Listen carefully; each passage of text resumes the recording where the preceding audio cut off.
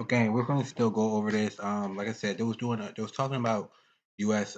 Payroll and non-firms. With the jobs going back up. We kind of went over that. We've seen unemployment. Kind of went over that already. Unemployment. Not being as high as it was during the beginning of the pandemic. Basically, now that people are going back to work, during the beginning of this pandemic with everybody catching COVID, you know, um, everybody was on unemployment. So that affected, a lot of what happened in the market. We have to put it all together, gang. Like fundamental news. We have to look at NFPs, non-firm payrolls. You have to put it all together to actually analyze what's going on in this market. So that has a lot to do with why gold is going up or down, or Euro USD is going up or down. Since a lot of people are going back to work now, and since it's 2022 and the pandemic started back in March 2020. You remember back in March 2020 when it first started, everybody was on unemployment. I mean, people are still on unemployment, but not as much. The economy is starting to, United States is starting to get their come back around, and more, starting to get back to work, and the economy is doing good. The US dollar is doing better than it was before. People are going back to work basically, and we don't see as many the unemployment rates aren't as high as they were during the beginning of this pandemic, when everybody was catching COVID, when everybody was on unemployment. Now, now that everybody is going back to work, unemployment rates are going down. So the US dollar is about to go back up. Basically that's what's happening. We're going to talk more. They're talking about oil right now. We're going to dive in more about what's going on, in the news. We're going to kind of fast forward some of this, as they're talking about oil. And, this has to do since the oil sets for biggest weekly gains since 2020, beginning of this pandemic. 2022, since since Russia attacked Ukraine nuclear plant, and blew up Russia blew up Ukraine building. A lot's going on. That's why we see prices fluctuating in this market. We have to put it all together again. Fundamental news. I break it down technically to you as well. In the charts. I want to go over fundamental news again. I just want to give y'all a brief gain. Some type of what's going on in the market. Through fundamentals, through the news. So we had to put it all together, as we go over the news. I go over the news a lot, gang. So let's just fast forward a little bit through some of this, and get to like what's really like about to happen right now. All right, gang. Cold War. We are coming out of a pandemic and now we are going into another shock. Worst case scenario, oil continues to rise and we hit 150. You're going to get an inverted curve. The Fed is in a very tough place here. Go too fast, they risk stagflation. Go too slow, and 7.5 and rising, inflation should become entrenched. This is Bloomberg Surveillance with Tom Keene, Jonathan Farrell, and Lisa Abramowitz. It is Payrolls Friday. It does not feel like it. From New York City this morning, good morning, good morning. This is Bloomberg Surveillance Live on TV and radio alongside Tom Keene and Lisa Abramowitz. I'm Jonathan Farrell. Futures down by 0.75%. Big things can happen, Tom, in the fog of war. In the fog of war, we had the panic last night. John, I think panic's the right word. We don't usually like to do that on surveillance, but can we agree, John, 7:30 last night? Panic. I think a lot of people at the time, Tom, were scared. This morning we worked through the headlines, less reason to be. And I'm going to work through the headlines now, Tom, because if people are just engaging with the content this morning, they read as follows. So what happened last night? Overnight, there was some fighting between Ukrainian and Russian forces on the site of the nuclear plant. A fire broke out. That fire, though, Tom, broke out at a training complex at the plant. The fire, as we understand, has been contained. The IAEA informed us this morning no change in radiation levels. We learned that it has not affected essential equipment either.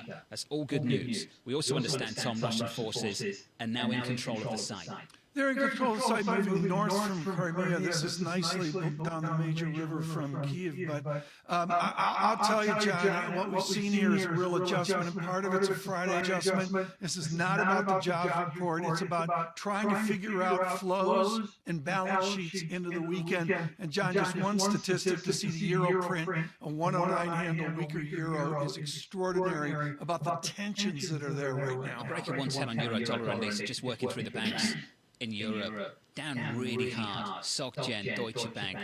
The usual names, Raiffeisen in Vienna, Austria, just down by what, 25% on the week so far? It's been tremendous, and frankly, we did avoid a worst-case scenario, at least according to the reporting so far. However, the attack on the nuclear facility, while it didn't lead to any kind of explosion and does seem to be stabilized, is an escalation that has raised the specter of additional sanctions on oil or other harder moves, which I think is what is pervading the market this morning and some of the risk-off feel. How many times have we sat down with AP monomers, Tom? These headlines coming through from the company. Just every single morning at the moment, you sit down, you go through the headlines, it's company after company after company. Here's another one, Maersk, suspending new air bookings this time for Russia and Ukraine, suspending new Asia-Europe intercontinental rail bookings as well, suspending new bookings for Belarus. It exempts food and medicine from that Belarus suspension. So, Tom, they're the latest headlines where we've seen company after company. Some of this is a moral obligation. And, Tom, some of this is just business operations. You can't conduct business as usual with the war taking place where it is. Mr. Putin saying, what, an hour ago in some comment that he has no evil intent to his neighbors. Well, the reality is we're in a war, week 2 of a war, John. And what I would note is the span that we're seeing. Yesterday we saw IKEA make some statements, and this morning Maersk, which is critically important for logistics, and also the luxury provider Hermes shutting down their Russia store. I mean, from Maersk to Hermes, 2 different worlds, but there's the same outcome. You'd agree, though, Tom, there is a difference between a moral obligation, believing you have one, to step away from Russia, and just business operations. And we saw with the car companies, the auto manufacturers, they can't get the parts out of Ukraine. That's very different to saying we can make the cars, the operation is okay, we just won't sell you the cars anymore. That's going to fold into GDP and into the ECB and what they do here. But what I would say, John, again, what's so unusual about this Friday, forget the jobs day, is the balance sheet adjustments that are being guesstimated. And again, this without the Russian markets open. And how to price the European banks as well. Exactly. In all of this. Futures then, they shape up as follows. We're down 0.8% on the S&P. On the Nasdaq, we're down by 0.75%. Tom talked about that break of 110. There it is for you, 109.82 on euro dollar, negative 0.75%. And there's the move higher on crude, Lisa, just short of 110, 109.78, up 2%. We're talking about a lot of things. We're not talking about the jobs report. It is payrolls Friday, probably the least important payrolls Friday that we've had in a very long time at 8:30 a.m. We will get a read on what happened in February. The expectation is for a deceleration in job creation, 423,000, although we've got a number of different estimates on that front.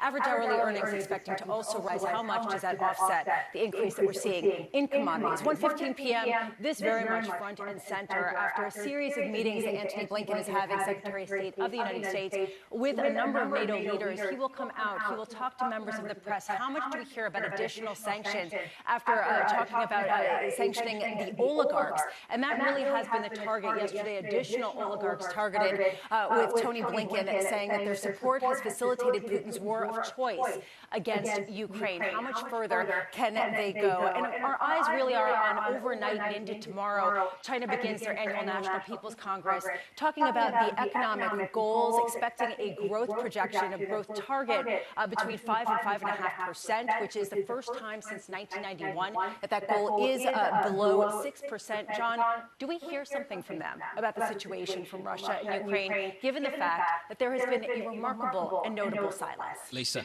thank you. Team coverage on this situation starts right now with Bloomberg's Maria Tadeo in Brussels, Emily Wilkins in Washington, D.C. What take place last night was stunning. A firefight around the site of Europe's largest nuclear power plant. What's the reaction from the Europeans been this morning? Yeah, and you said we have to be very careful around the reporting of this. What we do know, of course, is that the International Atomic Energy Agency has said that this was in fact shelled by Russian weapons, but the reactors have not been affected. There is no nuclear radiation or leakage coming out of this. But of course, there are 2 people injured here. The big question for NATO ministers and foreign ministers gathering here in Brussels is who controls this site and what are they intending